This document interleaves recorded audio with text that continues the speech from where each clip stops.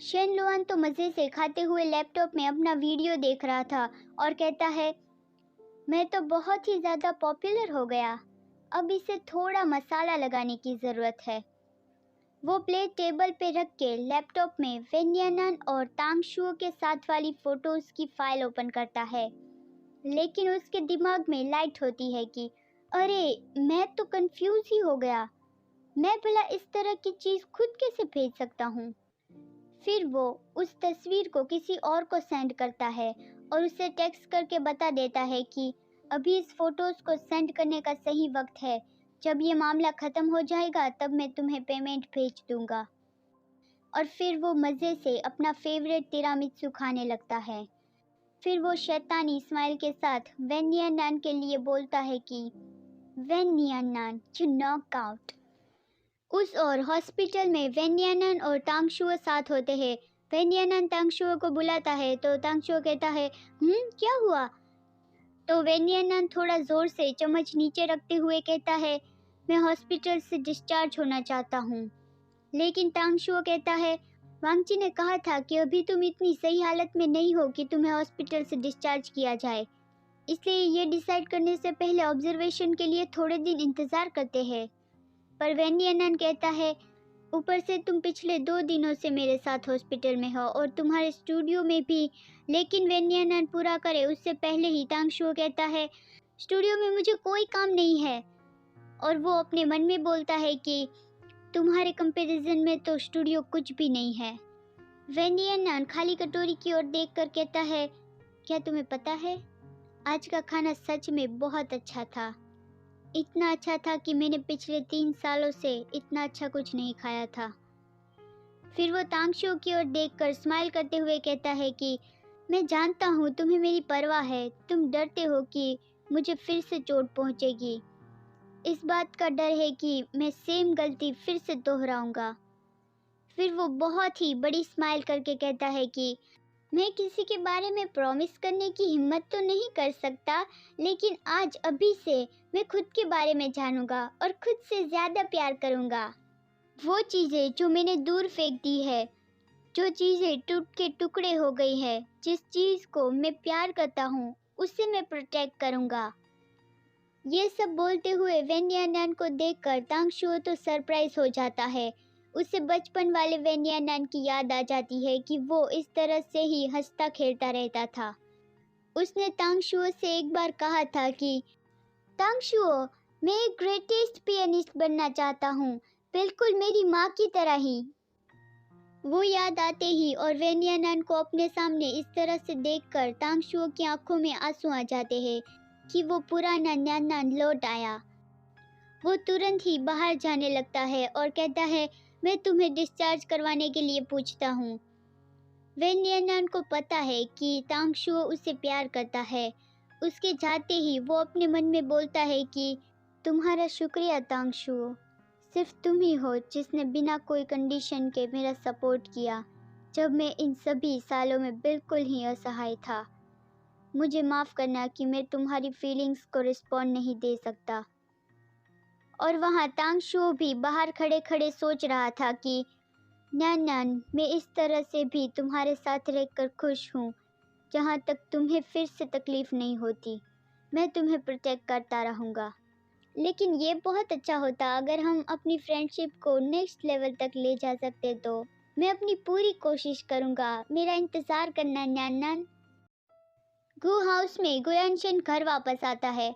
Uncle शू उसका coat पकड़ते हुए कहते हैं, मास्टर आप वापस आ गए। गुयानशन देखता है तो घर खाली सा लगता है। वो बैठकर अंकल शू से पूछता है, वेन्यानन कहाँ है? वो फिर से बीमार नहीं पड़ गया है ना? तो अंकल शू कहते हैं, मैंने आपको पहले कॉल किया था लेकिन आपने कहा आप मीटिंग में थे। मिस्टर वैन जब से बर्थडे पार्टी छोड़ के गए हैं तब से वो वापस ही नहीं आए। क्या कुछ हुआ था? क्या हमें किसी को उसे ढूंढने भेजना चाहिए? पर गुयानशन कहता है, अगर वो वापस नहीं आना चाहता तो ना आए। यहाँ किसको परवाह है वो जिए या मरे। जब वो बाहर किसी के साथ अच्छे से घूम फिर लेगा तो वापस आ जाएगा। चिंता मत करिए। अंकल शू को ये अच्छा नहीं लगता। वो अपने मन में बोलते हैं कि शेन लुआन सच में यंग मास्टर के दिल में घर कर गया है। जब तक शेन लुआन उसके दिल में है तब तक यंग मास्टर मिस्टर वैन को हमेशा इस तरह से ही ट्रीट करेंगे। यंग मास्टर आप ही क्यों एक ऐसे है जो मिस्टर वैन को समझ नहीं रहे। गुयानशिन भी थोड़ा परेशान तो हो ही गया था कि आखिर वो गया कहाँ होगा। उसे वेन यानन का इल्यूजन होता है। वेन यानन बैठा उसकी ओर स्माइल करते पूछ रहा था, यानशिन क्या तुम थक गए हो? गुयानशिन फिर होश में आता है और सोचता है कि मुझे लगता है कि मैं कंपनी के कामों में आजकल बहुत ज़्यादा ही बिजी हूँ, इसलिए ऐसा हो रहा है। और वेन यानन ने अभी डिवोर्स पेपर साइन भी नहीं किया, इसलिए मैं उसके बारे में ज़्यादा सोच रहा हूँ। वो एक गोश्त है जो कभी दूर नहीं जाएगा। वो ये सब सोच रहा होता है कि उसे फ़ोन पे एक नोटिफिकेशन आता है। वो उसे देखकर चौंक जाता है। न्यूज़ में हेडलाइन होती है कि वेन यानन अपने पुराने लवर से मिला और मैरिज में चीटिंग की। वो तांगशू और वेन यानन के साथ वाली तस्वीर देखता है और गुस्सा होकर अपने मन में बोलता है कि हाँ, और तुमने कहा कि तुमने धोखा नहीं दिया। फिर वो बोलता है, वेन यानन, तुम्हारे पास तो समंदर जैसा दिल है। क्या तुम्हें लगता था कि तुम बेनकाब नहीं होगे? तुमने गु फैमिली को बदनाम कर दिया। वेन यानन टैक्सी लेके घर वापस आता है। उसे किसी का कॉल आता है तो वो मोबाइल देखकर मन में बोलता है, ये पहली बार है। उसने कभी भी सामने से मुझे पहले कॉल नहीं किया। मुझे यकीन नहीं होता। मैं अब भी उसके फ़ोन का इंतज़ार कर रहा हूँ। वो फ़ोन उठाकर हेलो कहता है, लेकिन गुयानशिन तो फ़ोन पे गुस्से से चिल्लाकर बोलता है, वेन यानन, अभी वापस आओ यहाँ पे। तो वेन यानन चलते हुए फ़ोन पे नॉर्मल टोन में ही कहता है, आखिर बात क्या है? लेकिन गुयानशिन कहता है, तुम अभी ये पूछ रहे हो कि क्या हुआ है? पिछले 2 दिनों से तुम अपने लवर के साथ थे और अभी तुम घर वापस नहीं आना चाहते। क्या तुम दोनों इतने मिल गए हो कि अब एक दूसरे से जुदा भी नहीं हो पा रहे? ये सुनकर वेन यानन मन में बोलता है, कभी मत भूलो कि तुम्हें कभी उससे आशा नहीं रखनी है। इसे भूल जाना ही बेहतर है। फिर वेन यानन कॉल काट देता है तो गुयानशिन तो बहुत ही ज़्यादा गुस्सा हो जाता है और ज़ोर से बोलता है, तुम्हारी हिम्मत भी कैसे हुई मेरा फ़ोन काटने की? लेकिन वेन यानन उसके पास आकर कहता है, मैं ऑलरेडी घर आ गया हूँ। तो गुयानशिन उसकी ओर देखकर कहता है, ओह, मुझे तो लगा कि तुम घर ही वापस नहीं आना चाहते। वेन यानन कहता है, क्या तुम वीडियो के बारे में बात कर रहे हो? मैंने वो सब कुछ देख लिया। तो वेन यानन बोल ही रहा था कि गुयानशिन बोलता है, वीडियो? वेन यानन, हर रोज तुम भोले बनने का ढोंग करते हो। क्या तुम इतनी एक्टिंग करते थकते नहीं? तो वेन यानन कहता है, तुम एग्जैक्टली आखिर कहना क्या चाह रहे हो? तो गुयानशिन जोर से फोन टेबल पे पटकता है और गुस्से से बोलता है, खुद अपने आप ही देख लो। वेन यानन फोन उठाता है। गुयानशिन कहता है, तुम इतने बेताब हो, हाँ? वेन यानन अपनी और तांगशुओ की साथ वाली फोटो देखता है। उसे देखकर उसकी आंखें फटी रह जाती है। वो कुछ बोल ही नहीं पाता। फिर वो फोन नीचे रखता है और गुयानशिन की ओर देखकर कहता है, जब मैं तुम्हारे बर्थडे के लिए गाना कंपोज करने उसके स्टूडियो में गया था तब ये फ़ोटो खींची गई थी। जहाँ तक जिसने भी गंदे तरीके से इस रूमर को फैलाया है कि मैंने शादी में धोखा किया है, मैं अब इस पे इतना ध्यान नहीं देता। तो गुयानशिन खड़ा होकर कहता है, ऑफ कोर्स कि तुम्हें कोई परवाह नहीं है, क्योंकि किसी ने भी झूठी अफवाह नहीं बनाई। अंकल शू गुयानशिन को शांत करने की कोशिश करते हैं, लेकिन गुयानशिन वेन यानन को गुस्से से कहता है, तुम्हारी हिम्मत भी कैसे हुई ये कहने की कि तुमने मेरे लिए गाना कंपोज किया था? तुम इतने दूर तक आ गए और तुम अब भी लुआन को बदनाम करना चाहते हो। मैंने अभी तक तुम्हारे साथ उस मामले के बारे में भी नहीं देखा। लेकिन वेन यानन भी उसके सामने कोल्ड टोन में ही बोलता है, मैं हमेशा खुद से कहता था कि मैं हमेशा तुम्हारा इंतज़ार करूँगा। मैं इंतज़ार करूँगा कि तुम मेरा और शेन लुआन का असली रूप देखोगे। लेकिन मैं किसके लिए इंतज़ार कर रहा था? तुम्हारे ये बार बार के एब्यूज़मेंट का? विश्वास करो या ना करो, ये तुम्हारे ऊपर है। मैं अब तुम्हें एक्सप्लेन नहीं करना चाहता। ये सुनकर गुयानशिन गुस्सा हो जाता है और तुरंत ही वैन यानन का चेहरा पकड़कर जोर से बोलता है, तुम्हारा मुंह तो बहुत ही कमाल का है, जो चीज़ों को सीधे से उल्टा कर देता है। झूठ बोलने में तो ये कमाल का है। फोटोज देखकर साफ साफ पता चलता है, लेकिन तुम अब भी खुद का बचाव कर रहे हो। यू रियली डिस्गस्ट मी। क्या मुझ पर इल्ज़ाम लगाकर तुम्हें अच्छा लगा? मेरे पास वापस आने के लिए इतना कुछ कर रहे हो, तुम इस पॉइंट पर आ गए। क्या तुम डिवोर्स के लिए तैयार हो? तो वैन यानन कहता है, ये सारी बातें करने के बाद तुम बस मुझे डिवोर्स के लिए राज़ी करवाना चाहते हो? फिर गुयानशिन वैन यानन को दूर धकेलते हुए अंकल शू को कहता है, डिवोर्स पेपर ले आइए। लेकिन अंकल शू कहते हैं, वेल यंग मास्टर, हमें पहले ये चेक करवाना चाहिए कि ये सारे फोटोज़ किसने पोस्ट किए हैं। मुझे लगता है कुछ तो अजीब हो रहा है मिस्टर वैन, वो ऐसे नहीं। लेकिन गुयानशिन अंकल शू को चुप कराकर जोर से कहता है, मुझसे वापस मत बुलाओ, अभी जाओ। तो अंकल शू कहते हैं, जी यंग मास्टर। फिर अंकल शू डिवोर्स पेपर ले आते हैं और टेबल पे रख देते हैं।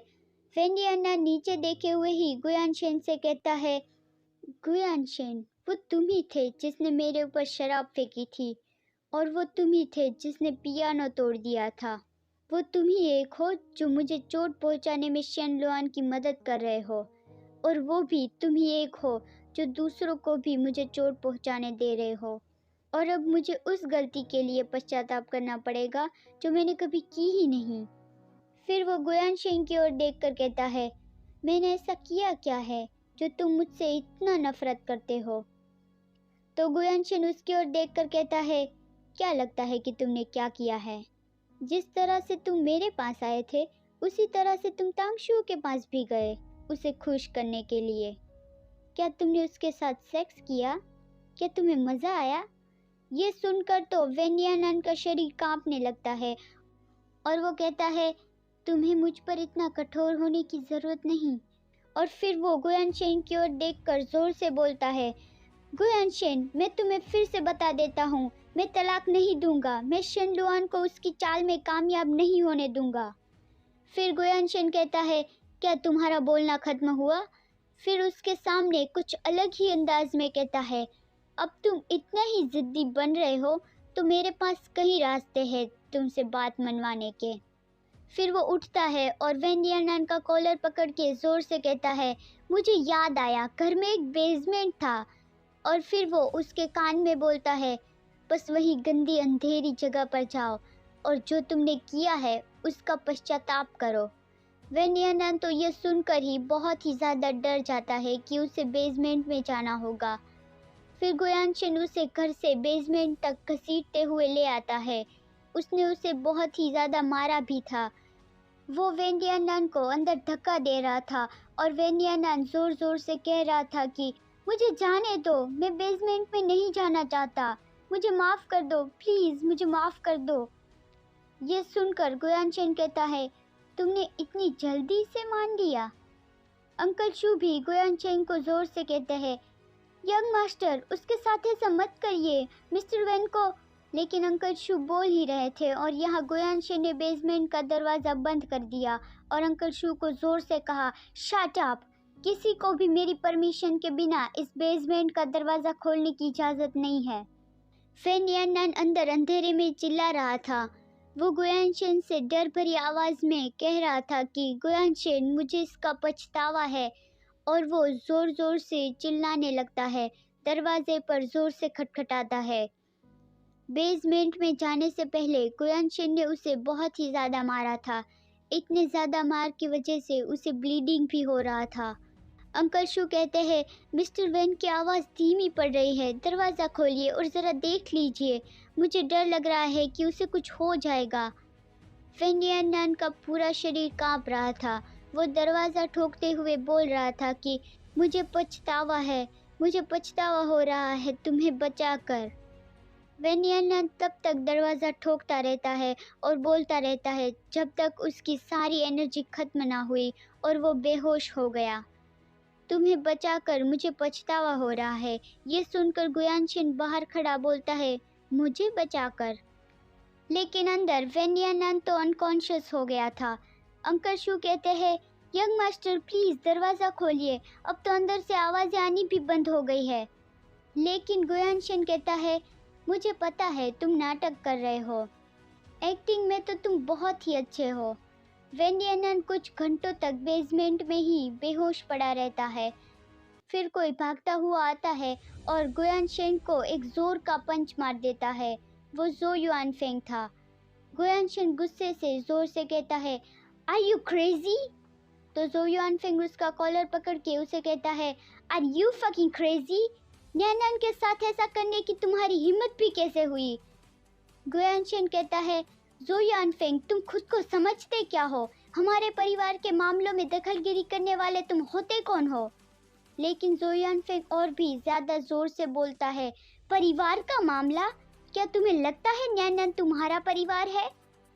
उसे स्टमक ब्लीडिंग की वजह से हॉस्पिटल ले जाया गया था और उसकी बॉडी अभी ठीक भी नहीं हुई और अभी तुम उसे इस तरह से टॉर्चर कर रहे हो। ये सुनकर गुयानशेन तो कंफ्यूज हो जाता है कि स्टमक ब्लीडिंग। जो युआनफेंग गुयानशेन को छोड़ता है और वो बेसमेंट के दरवाजे को चाबी लगाता है। उसका हाथ कांप रहा था। वो दरवाज़ा खोलकर देखता है तो वेनियानन बेहोश पड़ा था। उसे इस हालत में देखकर वो जोर से बोलता है, वेनियानन, नैनन उठो। गुयानशेन तो उसे ऐसे देखकर बहुत ही परेशान हो गया था। उसे अब भी लगता है कि वेनियानन नाटक कर रहा है। मुझे पहले से ही पता था तुम नाटक करने में माहिर हो। उसे याद आता है कि कैसे वेनियानन उससे भीख मांग रहा था। वो रो रहा था कि उसे बेसमेंट में ना भेजा जाए। वो कह रहा था, गुयानशेन मुझे जाने दो। फिर दरवाज़ा खुला तो वो बेहोश पड़ा था। उसे याद आता है कि जो युआनफेंग ने भी उस पर गुस्सा करके कहा था कि तुम नैनन के साथ ऐसा नहीं कर सकते। उसे ये भी याद आता है कि अंकल शू भी कह रहे थे कि मिस्टर वेन को अंधेरे से डर लगता है, उसे डिजीनेस होने लगता है।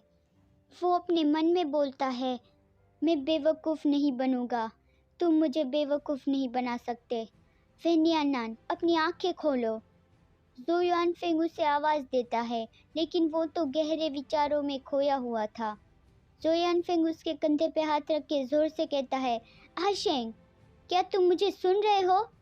अंकल शू भी पीछे खड़े बोलते हैं, मिस्टर वेन की हालत बहुत ही ख़राब लग रही है, हमें डॉक्टर को फ़ोन करना चाहिए।